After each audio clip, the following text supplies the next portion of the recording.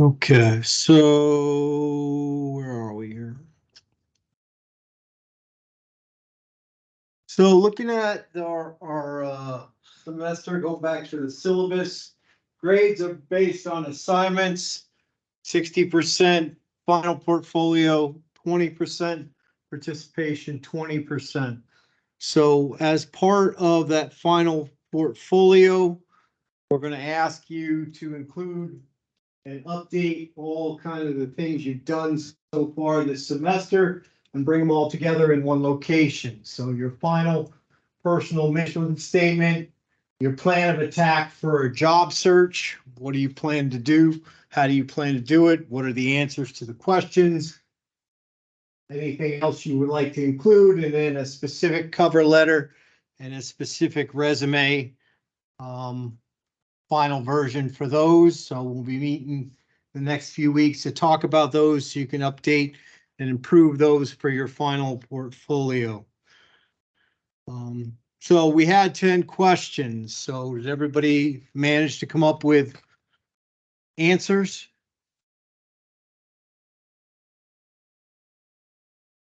So clockwise or counterclockwise?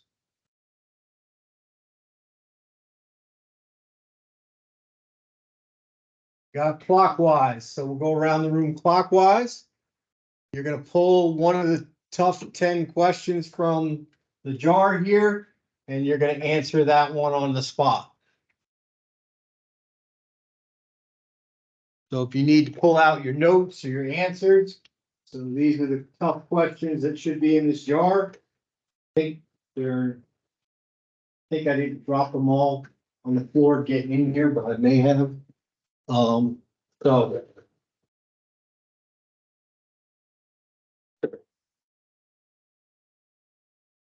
Okay, this one.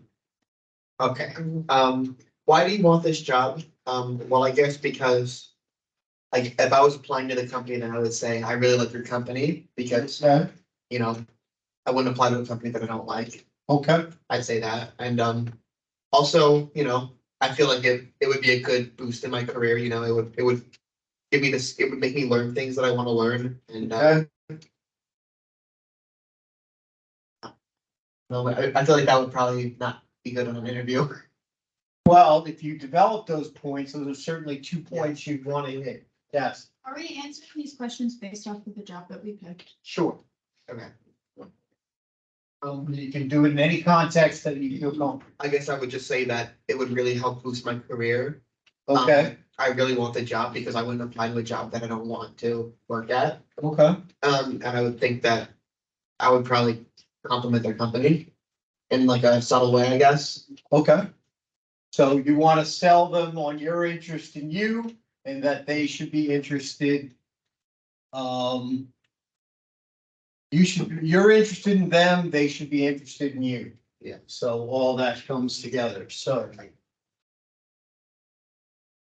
I'm trying to put those together, trying to sell things the way they might happen. So.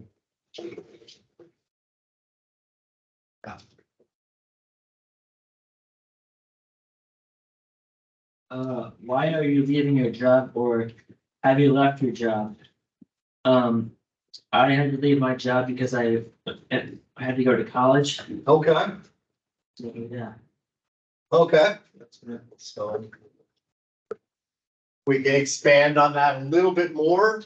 It's time to there. I didn't feel that there was a future there. I felt that maybe I could go forward, learn something new that I enjoyed, and I hope that this direction will get me where I need to go.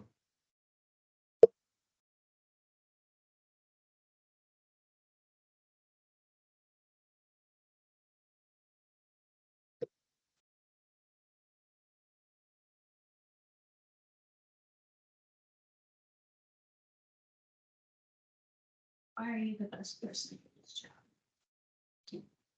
I feel as though I'm the best person for this job because all of my interests and experiences fit within it. I also am able to work with other people. I'm organized, and I feel as though I bring good things to the table at this place of employment.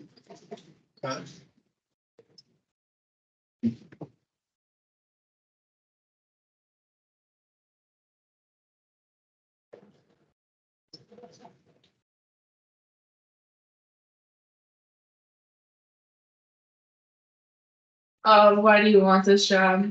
I want this job.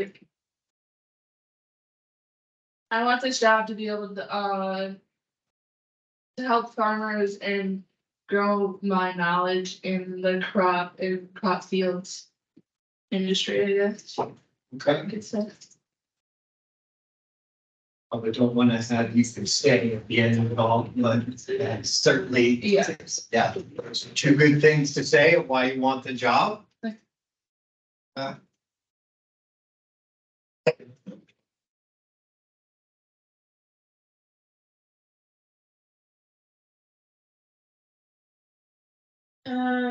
Why do you want this job? I want this job because I want to expand my experiences and try something new from what I've done in the past.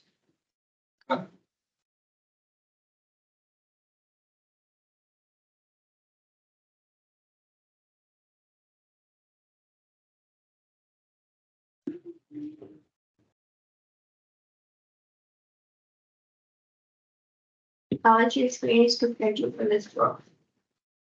My experiences prepared me for this role not only because I want to go to third and handle life sciences, but I also want to be able to take that and help other kids help them throughout their life.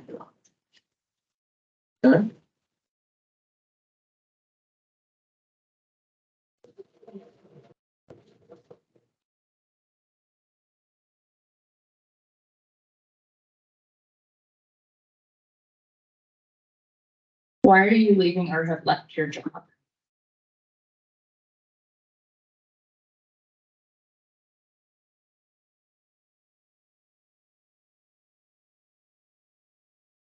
I can't find it, but it was, because the job is not a current fit for my expectations, so I'm taking the schooling to gain better experience and get a job that I see myself in. Okay, so you're trying to do something that fits you better.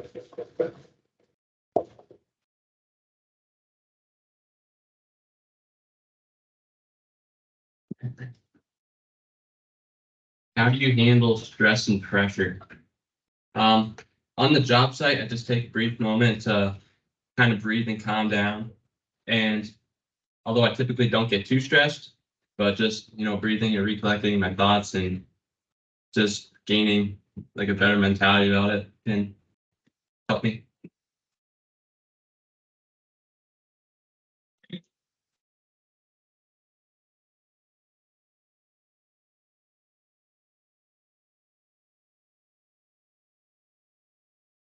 Oh, I just got the same question he got. Okay. I said I work well both under stress and pressure. Under stress, I found that it helps me to stay focused, and under pressure, I've noticed that it helps me to keep things tidy. Okay.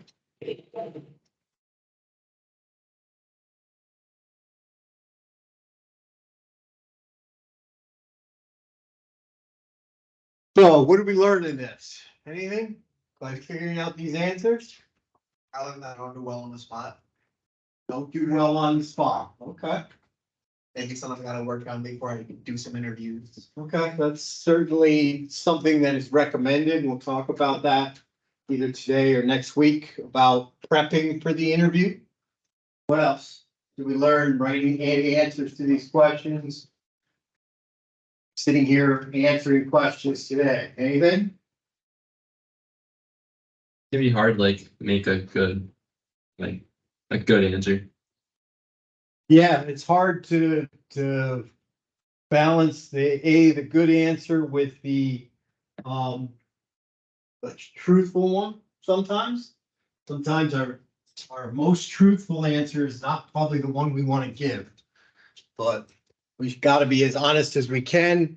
That's the whole part of the interview process. If I'm honest with you, you're honest with me. We can hopefully find something that works for both of us. Any other thoughts?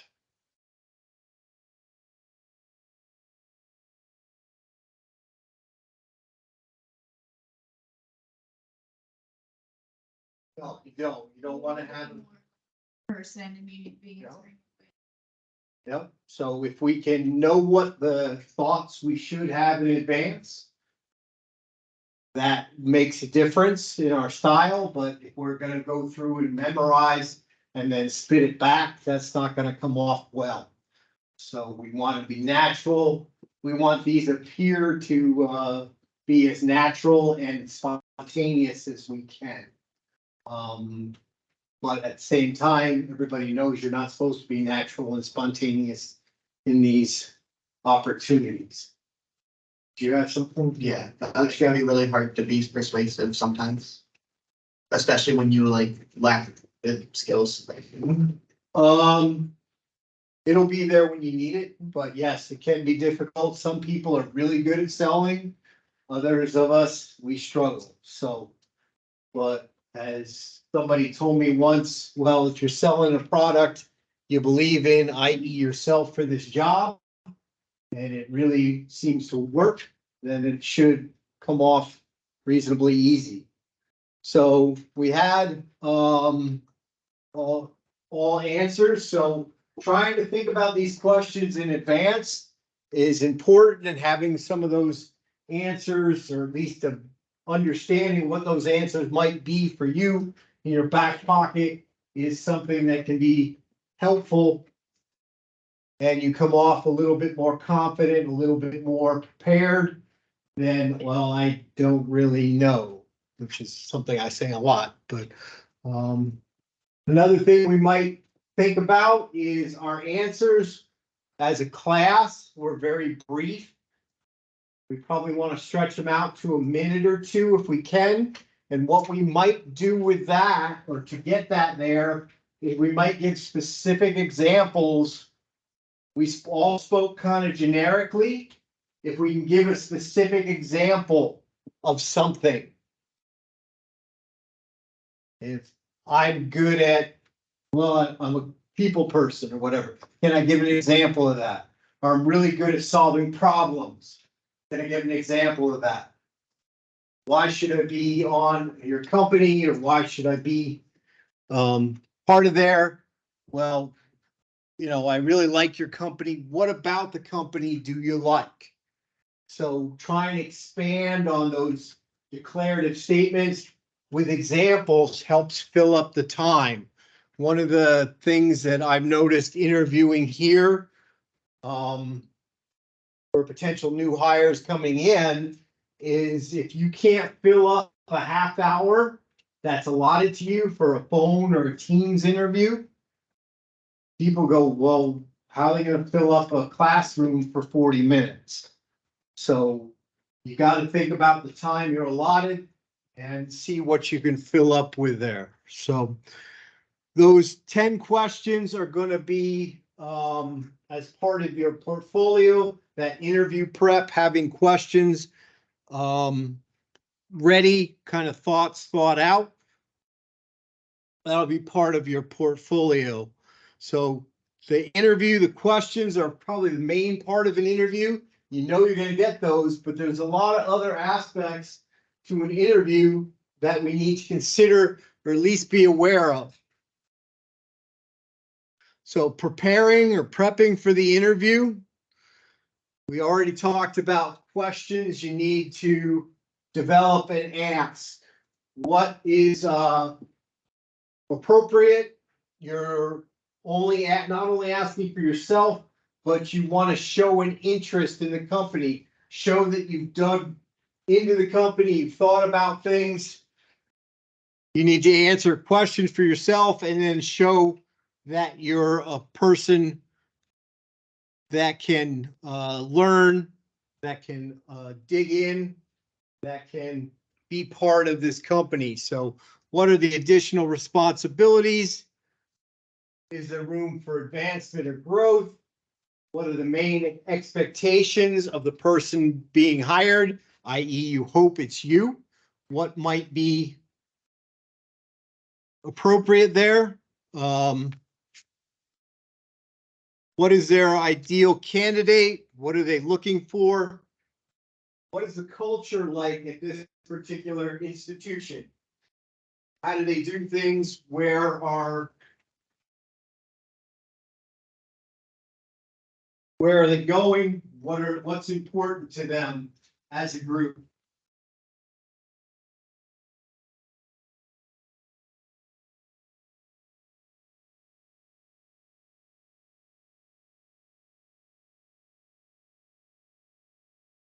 It might be important, not just what the job is, but where you live. After exploring the world, I decided I wanted to be north of the Mason-Dixon, east of the Mississippi. And the main reason for that is I like the change of seasons. I didn't think you'd find that outside of that description. So that was what was important to me, finding something in the northeast quadrant of the United States. Are there other things that are important? If you're going through interviewing at this stage in your career, it's probably very important to practice how you might do something like this. And we'll do that after Thanksgiving break. You'll have an opportunity to practice your interviews. We'll set things up with some other students. You'll have an opportunity to first practice probably with me, and then we'll go through and have a mock interview that's somebody outside the class. But answering questions for a friendly audience first, as opposed to an unknown audience, at least neutral audience that might be there. So practicing things with friends and peers, with parents, in front of a mirror. What do you look like while you're giving these answers? So one person suggested you act the part, but be you. So putting forward the best version of you. That's not going to be distracting. That's not going to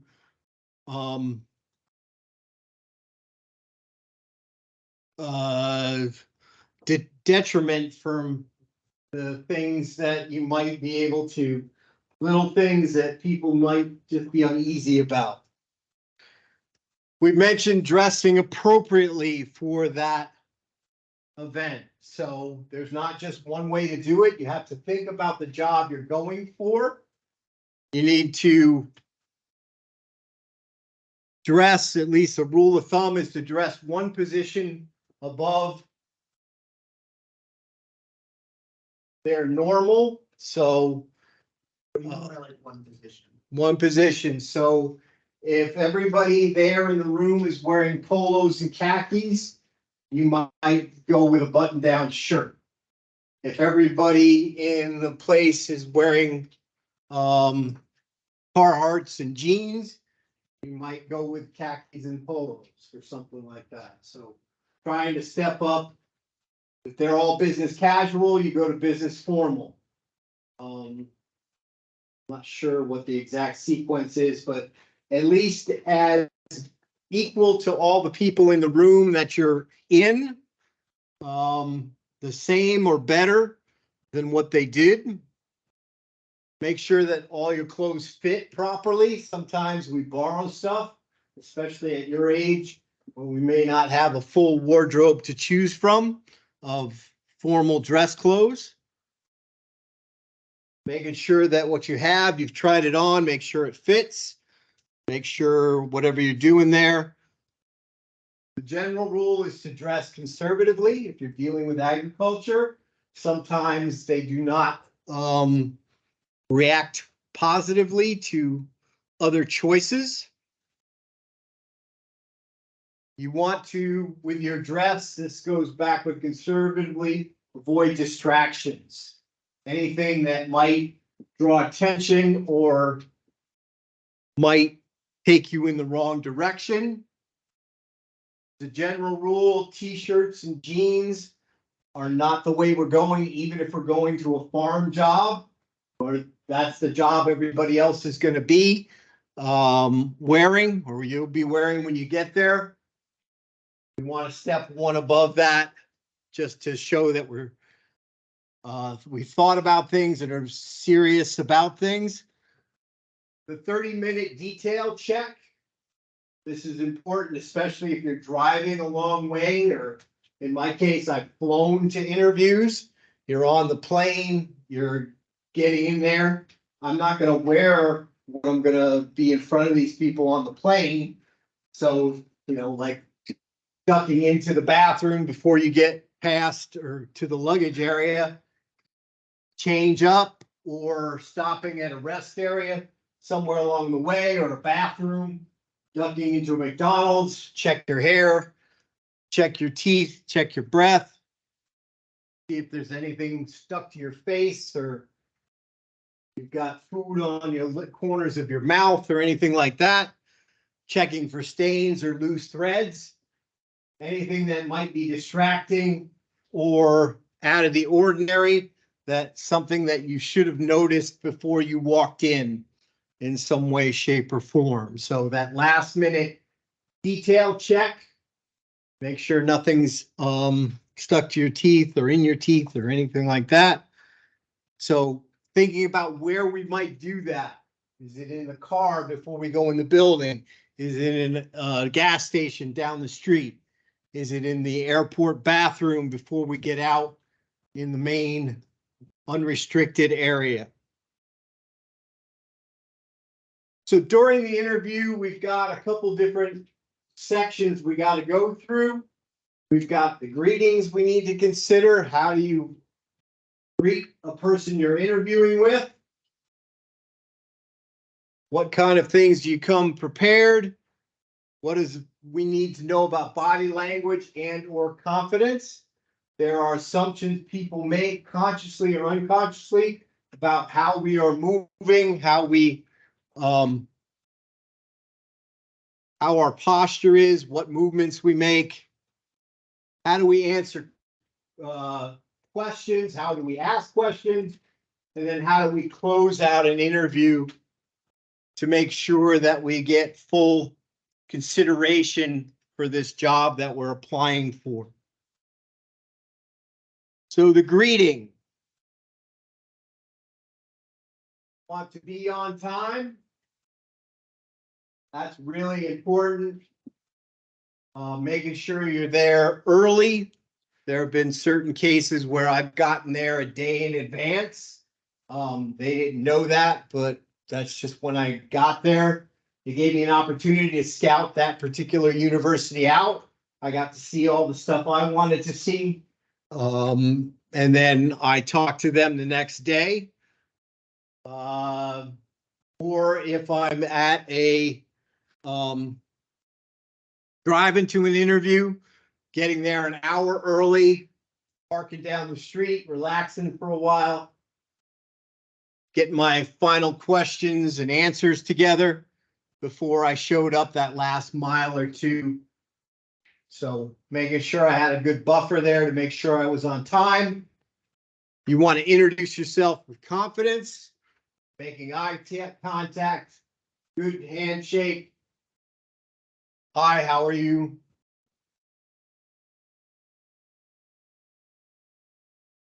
And a simple greeting is like, it's nice to meet you, or something equivalent to that might be helpful. So the idea that we're showing enthusiasm, we're showing confidence that in ourselves and actually being there. So we want to take a listen here to another job expert.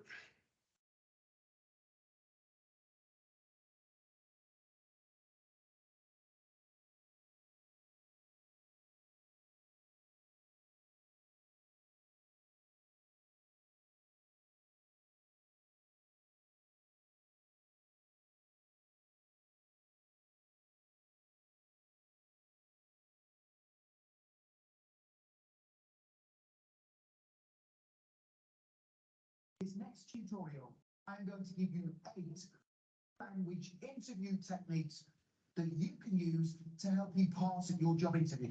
Now, the majority of people think that you are only assessed against your responses to the interview questions during a job interview, but this is not true. You are also assessed against interview technique and body language. So it's really important that you watch this presentation from start to finish if you want to pass your interview. And just quickly, please make sure you hit the subscribe button and also give the video a like, because that motivates me to create more content for you. Let's get straight into the tutorial.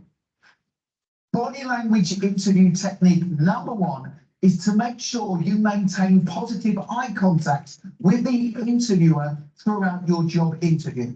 By maintaining positive eye contact with the interviewer, it tells them that you are a confident person. And that's really important because all employers want to take on somebody who has confidence. Now, you will notice that throughout the duration of these presentations, I always maintain eye contact with you as much as possible because I want to come across as a positive person. However, if I start to look away whilst I am talking to you, this shows you that I am distracted and also potentially that I am a shy person. And we don't want to do that during a job interview. So always maintain positive eye contact with the interviewer. Now, if there is more than one person on the interview panel, make sure you maintain eye contact with all of them periodically when answering the interview questions.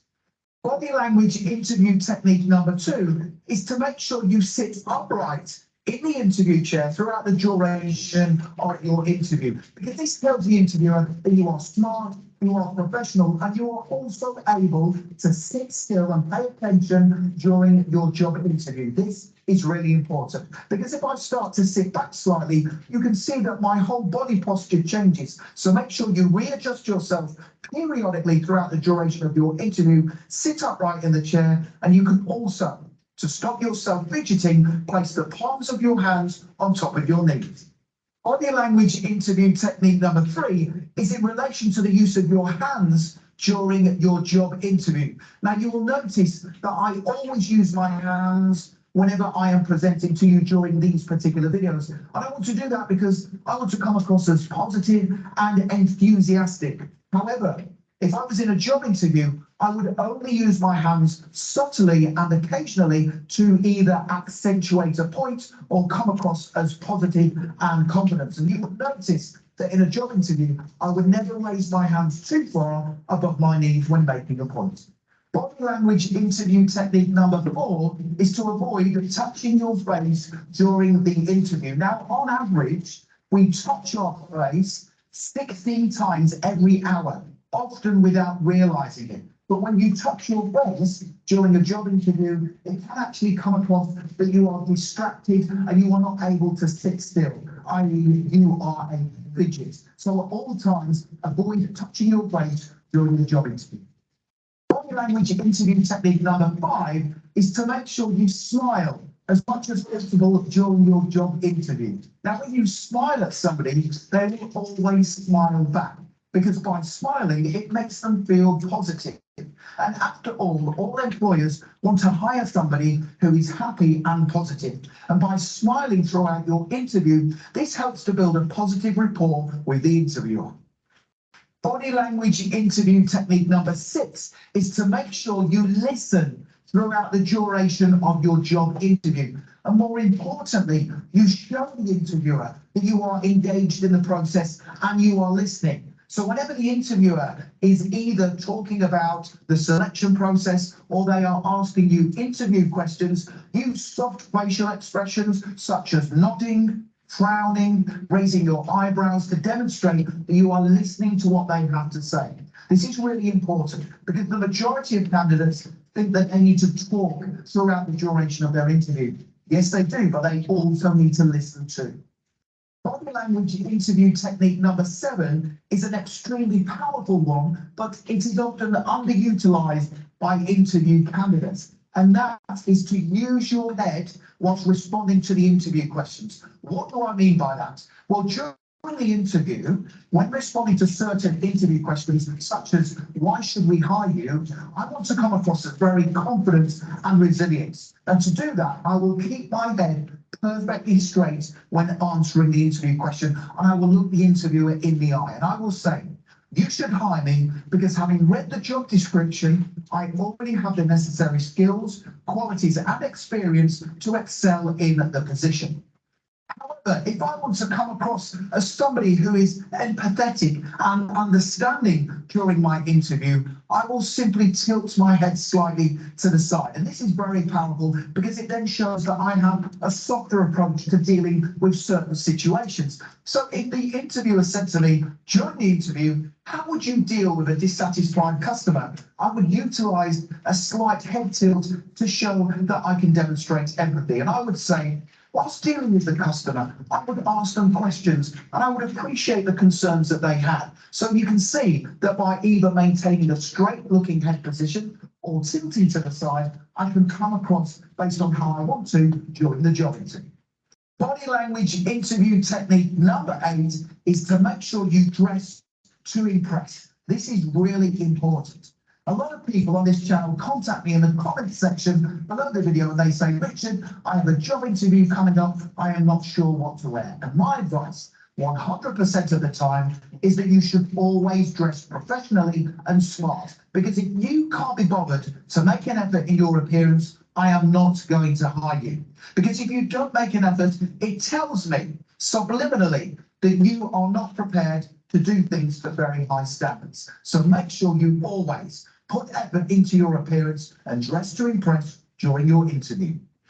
So in this next part of the video, I'm going to give you 3 really important tips that are going to help you to stand out during your interview. Tip number 1 is to never turn up to an interview empty-handed. My advice is to take along with you your CV or your resume in a smart presentation folder. If you have any evidence of previous strong performance at work or outstanding performance appraisal reviews, take these along with you too. And if you have any qualifications or certificates of courses you have attended, you should take these with you too. So never turn up to your interview empty-handed. Tip number 2 for passing your job interview is to make sure you demonstrate really good manners throughout the duration of your interview. So make sure you are nice to the receptionist when you turn up at the interview venue. Don't enter the interview room without knocking and not down in the interview chair unless invited to do so.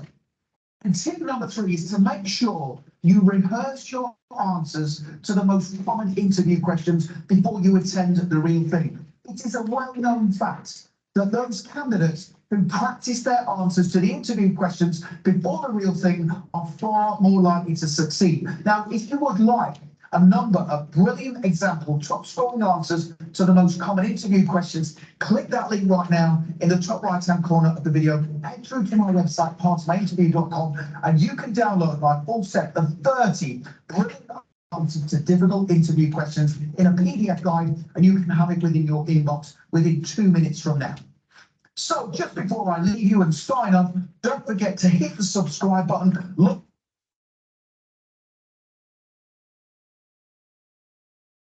Okay, so he's got lots of videos. Some are very helpful. Consider that a resource for the class. So body language, he talked about the way we sit, people react to that. The way we move, the way we fidget, people react to that. So body language, we want to make appropriate eye contact, especially when listening.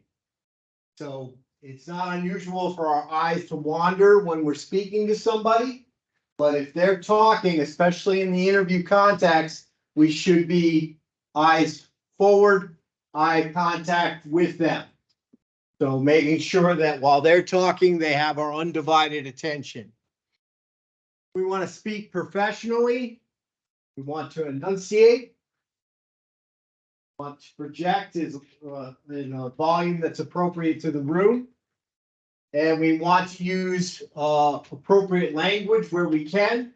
No slang or jargon or things that particularly an older interview wouldn't understand. So trying to avoid the current popular phrases of the day, try to avoid them as best we can, stay professional, using the words and language appropriate to the job. Body language, don't cross your arms or legs while you're in there.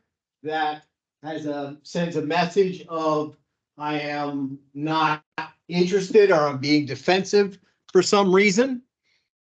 We need to nod accordingly as somebody's talking. Using our head to acknowledge that, yes, I agree with you. No, I don't. Talking with your hands, we probably want to do some of that. Shows we're reasonably relaxed, but we don't want to overdo it, sort of like the guy was doing in the video. I don't know if you felt that was too much. I thought it was, but that's his style or whatever. I come from a background where the what is it, the exclamation point goes off in my head with that, and it's like bullshit. I don't know if anybody else felt that way about that. So if you're like somebody like me, you tend to fidget. My hands always want to be doing something. I gotta find a way to stop that during the interview. And I thought his sit upright, put your hands on your knees was a good way to do that. So it takes practice to make sure we don't do that, do that in a way that, or at least practice to make sure we do it and don't look too rigid. So practice doing it for a couple minutes at a time to make sure you're confident you can cover that. Other things about body language, I'm not sure where these come from, but there are whole schools of thought about body language and what it means. There are certain things that are thought to be hardwired in our brain to facial hands connections. And there are whole schools of thought about that. There are certain things we do with our face when we're lying. There are certain things we do with our face when we're telling the truth. Is there things that we should be aware of and try to avoid? It's suggested that rubbing your nose is related to dishonesty. Crossing your legs with a movement suggests nervousness. Crossed arms, interested, bored. We can probably throw in there defensive, possibly, but we're no longer focused or listening. The occasional head nod, as he mentioned in the video, is going to show some interest. If you're leaning in, or at least moving a little bit forward, it shows you're engaged. You're listening to what's going on. You're interested in the things that are being said to you.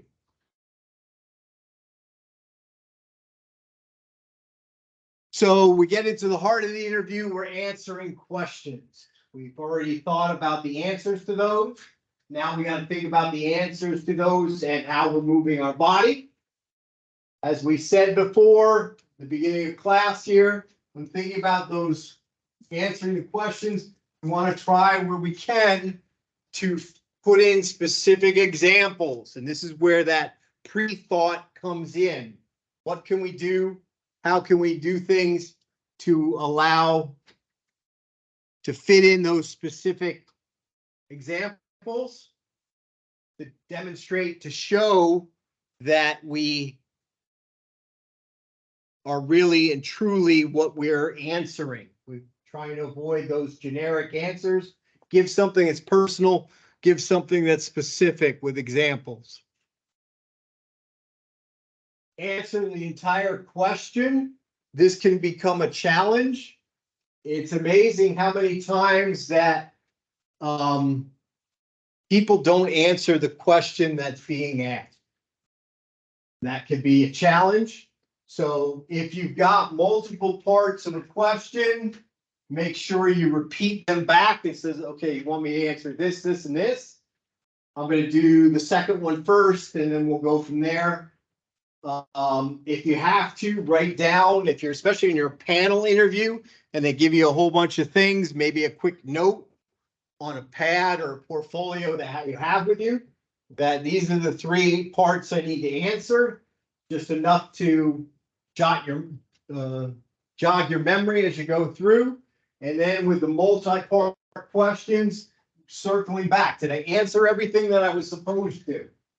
And if that's their opportunity to say yes or no, going through. where you can give those action-based examples. I did this or I did that. I want these things to happen. And if you can add to your answers on some level, stories, examples. Those are the things that connect with people. Those are the things that people remember. If you think about the things that have happened to you over the years, if you think about the things that you've dealt with over the years, those stories are the things that tend to stick with you.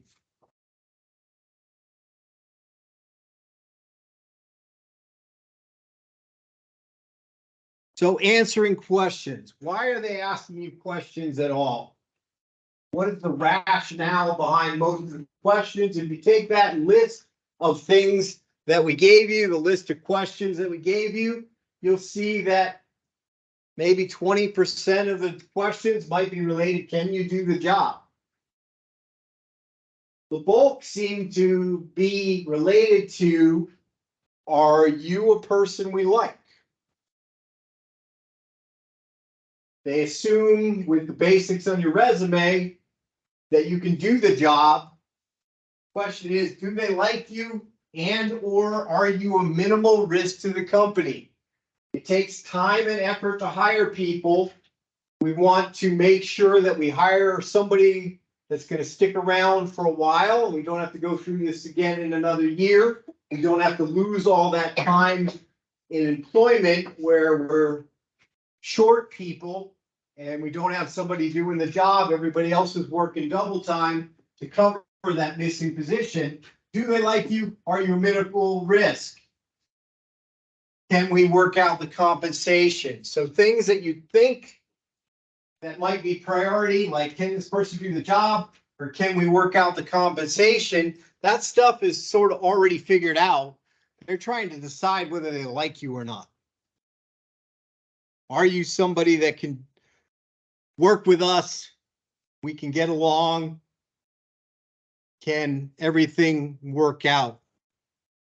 You're going to get an opportunity to ask questions during the interview. We need to be prepared and ready for those.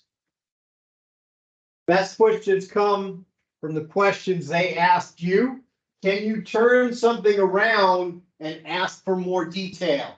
That it shows you're listening, shows you're engaged. Can you turn that question around? It sounds like this is what the job is like, or you do this for this group of people. Is there something that you can turn around, bring it back that shows you're engaged, shows you're listening, and you have an interest in what they're doing? We also have to remember that the asking question part, you're interviewing them. Is this a place I want to work? Do I want to work for you? We need to have that figured out, ready to go. So we hopefully have answers to all those questions before everything is said and done. So we want to make sure, as we've said before, to ask questions that shows our interest, and interest is going to give us or get us farther along in the interview job search process. If we don't show interest, we're going to be thrown out pretty quick.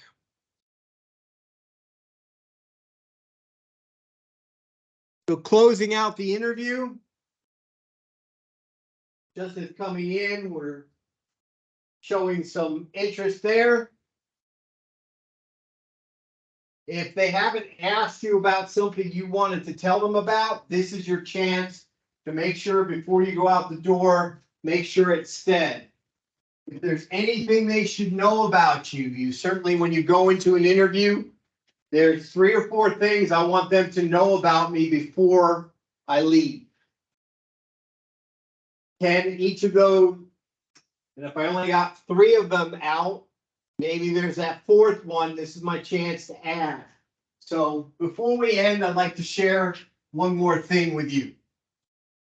And I think it's relevant to the job. You didn't ask me this question, but if I may, I will add it right here. asked if there's any additional information that you can provide. Is there anything else I need to do to help this process along? Make sure you thank them for their time. Express continued excitement in the job. I really, I've enjoyed today, this interview. I hope that we'll hear from you soon. I know there's one job, very bizarre job interview that I was not sufficiently enthusiastic about it. And that's what,